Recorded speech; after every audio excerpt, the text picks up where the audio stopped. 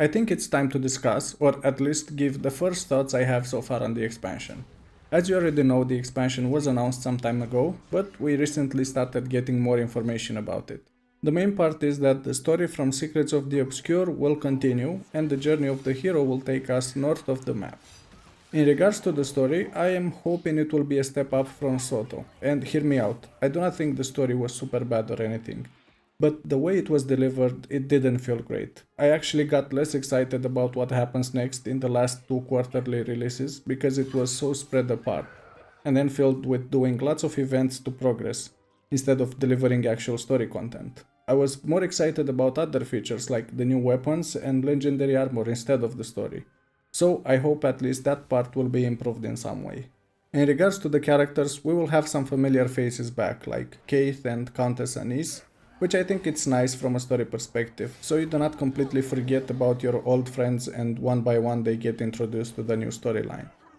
Now let's talk about the new features, and we can start with housing, which I think many players requested this for some time, and ArenaNet tried to implement this in some way with the home instances, then with player hubs like Eye of the North or Arborstone and the Wizard's Tower, but this should be the next iteration.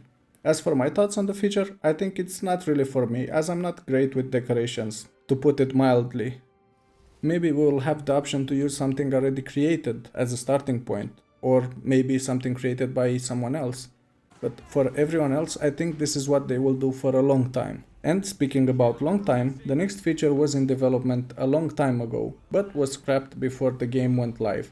And that feature is the spear as a land weapon for everyone. And we will also were able to test this new feature last weekend and provide feedback to the developers. Now, I think the new weapons for all specs are great in bringing interest back to less played ones. But I don't know, I think one new weapon for everyone is not as big of a feature for an expansion in regards to the classes aspect. I mean, don't get me wrong, I know there is a lot of work in developing this and balancing them, and speaking about balancing, I think they are pretty balanced right now from what I saw in a post on Reddit, which I will also add in the description of the video. But I feel like this expansion needs more, like we had with the legendary armors and new weapons from the previous one. Or maybe we'll get some new legendaries and I'm speaking too soon. But we will see. Also, I'm not speaking about just a new legendary spear, but like a collection, the way we had with End of Dragons. And also the last new feature, with new in quotes, is the Warclaw, which will get PvE masteries and will actually be useful in PvE, which I think it's nice and improves the versatility, but I'm not sure how well it will compete with the Sky Scale. I know these new maps may not have the verticality of Soto maps, but the Sky Scale is good almost everywhere, and when it's not, you have the Beetle, which is really fast in the main game maps. And now I will quickly go through the other features of the expansion, which were already known from before the expansion. Like a new 10-man encounter, but the thing that we didn't expect was that it will be a raid this time around and not one or two strikes. I think this will make a lot of people happy. It will make others to give a chance to raids and maybe some to completely hate ArenaNet for the decision.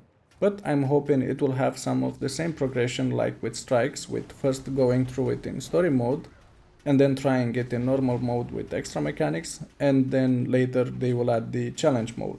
And this way maybe more people get into raids. Next we will also get a new Fractal and it will come directly with the challenge mode. So basically like we just had the latest Fractal added. And we will also get improved convergences, which I'm curious what the new features will expand on. And that is about it from what I saw in the trailer and on the details on the website. Overall, I have mixed feeling about the expansion, because it feels more like a Living World season update with housing than a full expansion. But there are lots of good things about it too, like the new maps, story and housing, which may be better than I expect and it will make sense in time. But for now I'm a bit reserved on pre-ordering. Who knows, maybe the marketing will be better this time around than what we had with Secrets of the Obscure. But of course I'm still waiting for new information for all of these features and what to expect on the 20th of August when the expansion drops. So stay tuned. And maybe you can let me know if you have a feature that you're looking forward to with the expansion and if you pre-ordered it already. If you want to see more content like this, please let me know in the comment section below. And if you enjoyed the video, please click the like and subscribe buttons.